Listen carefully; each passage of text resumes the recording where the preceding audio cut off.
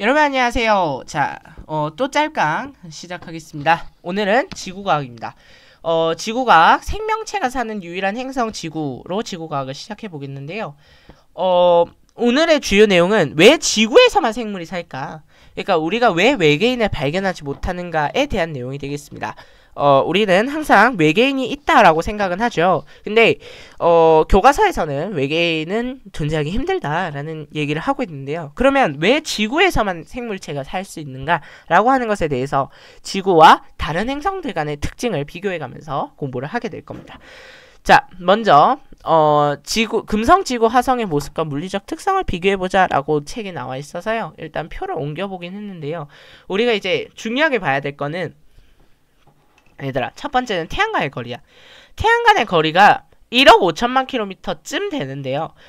이것을 우리는 천문 단위로 1AU라고 한다는 걸 오늘 외워야 됩니다. 외우셔야 돼요.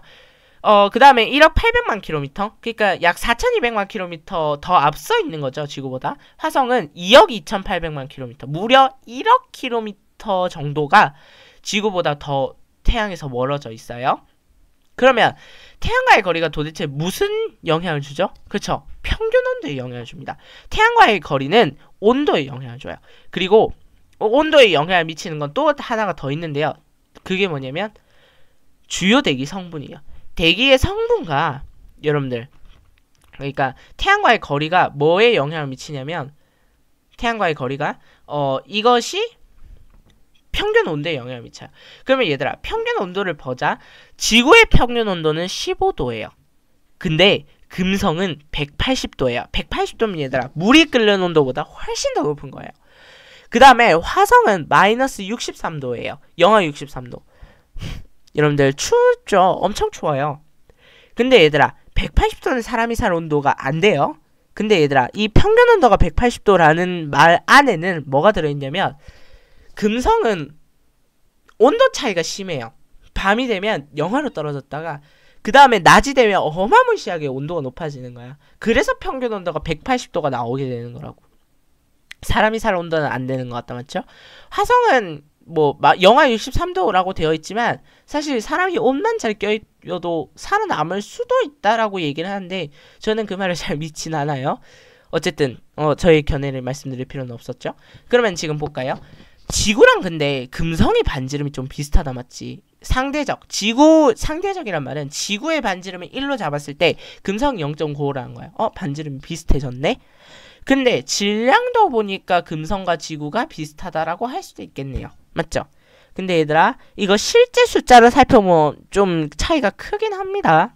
어쨌든 비슷하다라고 볼 수 있는데 화성은 근데 질량이 너무 가벼워. 맞지? 반지름도 좀 작아. 그 다음 얘들아, 밀도. 밀도라는 건 뭐에 영향을 주죠? 그렇죠. 공기의 밀도 하면 공기가 얼마나 빽빽하게 들어있는가, 그건 압력이 되는 거죠. 기압. 맞죠? 그래서 여러분들 평균 밀도가 비슷하다, 맞지? 금성과 지구가 비슷한 게 맞네. 근데 자전주기가 엄청 차이나죠. 자전주기라는 건요, 여러분들 한 바퀴 돌 때, 즉 낮과 밤이 지구상의 입장에서 봤을 때 낮과 밤이 바뀔 때 얼마만큼 걸리는 거예요? 우리는 24시간이라고 정해놓죠, 맞죠? 근데 금성은 244일이 걸려. 미쳤지. 자, 근데 화성은 24시 37분. 이러고 보니까 또 화성과 지구가 또 비슷한 것 같아. 맞지? 그 다음에 자전축의 기울기. 자전축의 기울기는 뭐에 영향을 주죠? 계절과 날씨에 영향을 줍니다. 그러고 보니까 또 지구와 화성이 비슷해 보이네요. 맞죠? 그 다음에 얘들아, 물의 존재인데 얘들아, 금성은 물이 없다라고 표현이 돼 있어요. 맞죠? 근데 얘들아, H2O가 없다라고 표현하기에는 좀 그렇습니다. 근데 금성은 방금 전에 보셨죠? 평균 온도가 얼마? 180도라고. 그럼 얘들아, 이게 물의 형태로 존재할 수 있다, 없다? 없다는 거죠. 수증기의 형태로 반드시 존재해야겠네. 그 다음에 화성은 거의 없다라고 돼 있지. 거의 없다라고 하는 것은요, 왜 이렇게 썼냐면 극관이라고 하는 것이 발견이 되었거든요. 화성의 극관은 상당량의 드라이 아이스와, 드라이 아이스는 CO2가 이제 고체가 된 겁니다. 맞죠? 승화한 거죠. 근데 얘들아, 근데 거기에 물이 조금 있을 수 있대요. 물이 있대요. 그래서 거의 없다고 표현했지만, 근데 지구는 물이 있어. 아하, 얘들아. 여기서 가장 큰 차이가 보여지죠. 지구에서만 생물이 사는 이유는 물입니다. 물. 물이 존재하기 때문이에요. 자, 그 다음에 대기압도 보니까 지금 금성은 95기압이고요. 무려. 화성은 0.01기압입니다. 그러면 금성과 화성의 기압 차이는 약 10,000배 차이가 나는 거죠. 어마무시하게 많이 차이가 나네. 이해돼요? 아하, 그래서 얘들아, 지구에서만 생물이 사는 이유는 뭐가 된다고? 그렇지, 물이 있어서야. 그리고 주요 대기 성분을 보시면 이산화탄소, 이산화탄소죠. 이산화탄소도 뭘 일으켜? 그렇지, 지구온난화라고 하지만 금성온난화, 화성온난화도 일어나겠죠. 이산화탄소가 주요 대기 성분이라면. 그래서 열이 빠져나가지를 못하는 거야. 그래서 평균 온도가 계속 높아지는 거죠. 됐나요?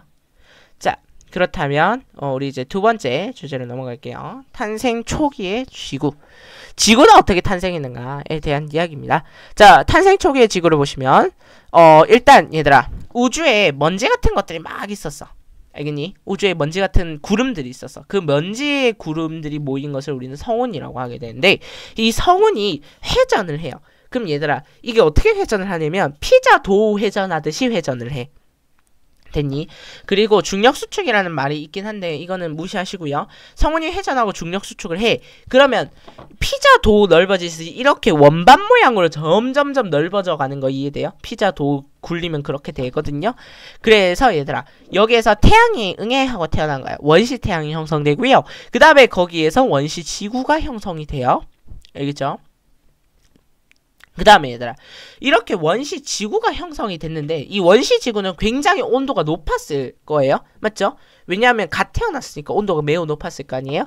그런데 이 지구랑 미행성이란 거는 입자처럼 아주 작은 거예요. 아주 작은 행성들이 막 계속 충돌을 해요. 그러면 지구 온도가 안 그래도 높은데 계속 온도가 높아지는 거야. 충돌하면 그에 따른 열이 생기겠죠. 그럼 얘들아, 이렇게 해서 열이 계속 높아지게 되면 뭐가 형성이 되게 되냐면 마그마 바다가 형성이 돼요. 마그마 바다. 그러니까 마그마가 막 깔려 있는 거야. 마그마 바다가 형성이 되는 거야. 됐죠? 그런데 이 마그마 바다가 형성이 됐는데 이 마그마 바다에는 이산화탄소보다는 수증기가 훨씬 더 많았대요. 이건 알아두셔야 되는 상황. 이산화탄소보다는 수증기가 많았대요. 그럼 얘들아, 마그마 바다가 수증기를 어떻게 했겠어요? 하늘 위로 계속 올렸겠죠. 온도가 높았으니까. 그럼 얘들아, 이 수증기가 하늘로 점점 올라가면 온도가 낮아질 거 아니에요? 언젠가는 얼겠죠. 그러면 이게 얼어서 생긴 걸 우리는 뭐라 그래요? 구름이라고 하죠. 근데 이 구름이 무거워지다가 점점 떨어지는 걸 우리는 뭐라 그래? 비 라고 하게 되는 거예요. 근데 얘들아, 이때 수증기만 구름을 형성하는 것이 아니라 이 수증기 사이에 CO2도 같이 들어가 있게 되는데 이 CO2도 그러면 같이 비와 함께 섞여서 내리겠죠?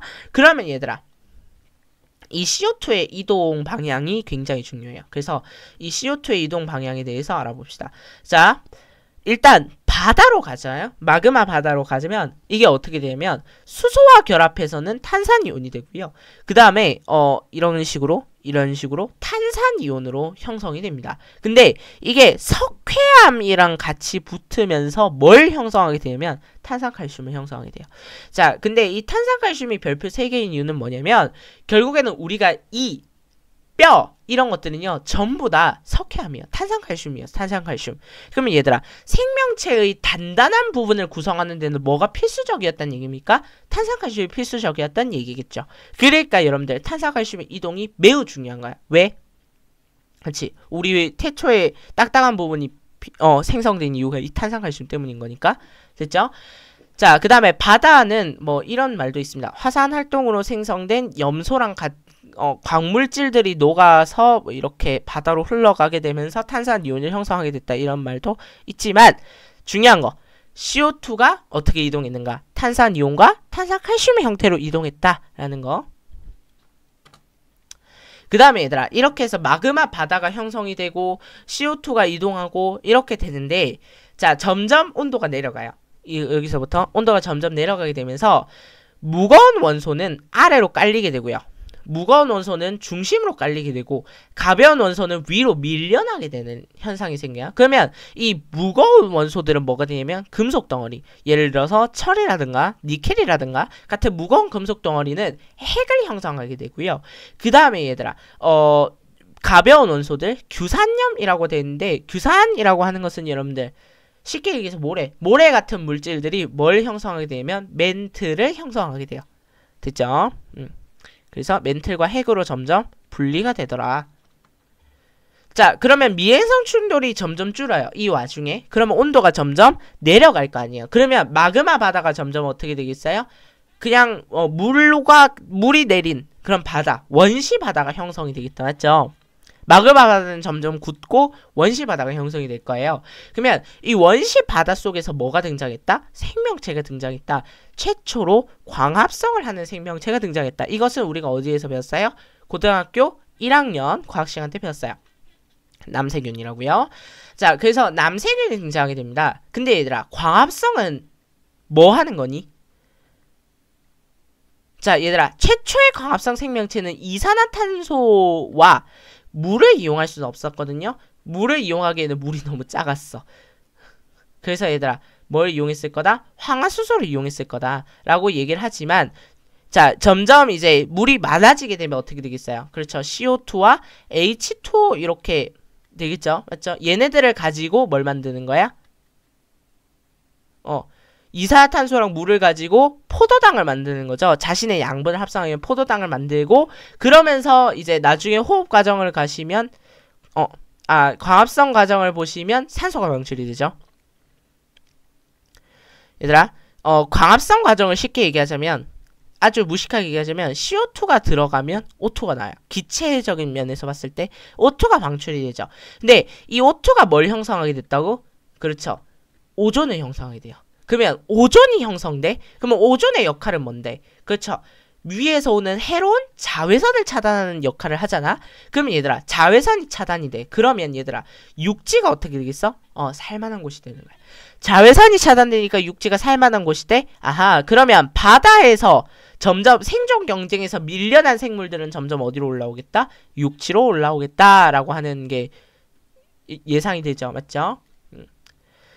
자, 그래서 여기까지 할게요.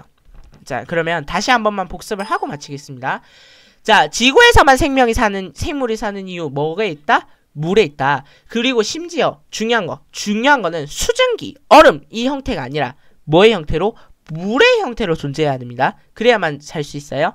그 다음 탄생 초기의 지구. 성운이 회전해서 중력 수축을 하면 원시 태양과 원시 지구가 형성이 되고, 지구랑 미행선이 충돌하면 지구 온도가 상승하고, 그래서 마그마 바다가 형성이 되면 이게 구름으로 비가 내리면서, 그러면서 CO2는 탄산이온과 탄산칼슘의 형태로 이동하게 되고, 멘틀과 핵으로 분리가 되고, 미행성 충돌이 감소하면 온도가 낮아지게 되고, 그러면서 원시 바다가 형성돼서 최초의 광합성 생명체가 등장했다. 그것이 남세균이다. 광합성을 하게 되면 산소를 방출해야 되니까 오존층이 형성되고 자외선이 차단돼서 육지 식물이 등장했다. 끝. 됐죠? 아, 얘들아, 이거 하나 얘기하는데, 식물이 먼저야, 동물이 먼저야? 식물이 먼저야. 왜? 식물이 있어야 동물은 식물을 뜯어먹지. 이해돼요? 오케이. 자, 그러면 끝. 자, 다음 시간에는 요것부터 이제 생명 가능지대에 대해서 이야기해 볼게요.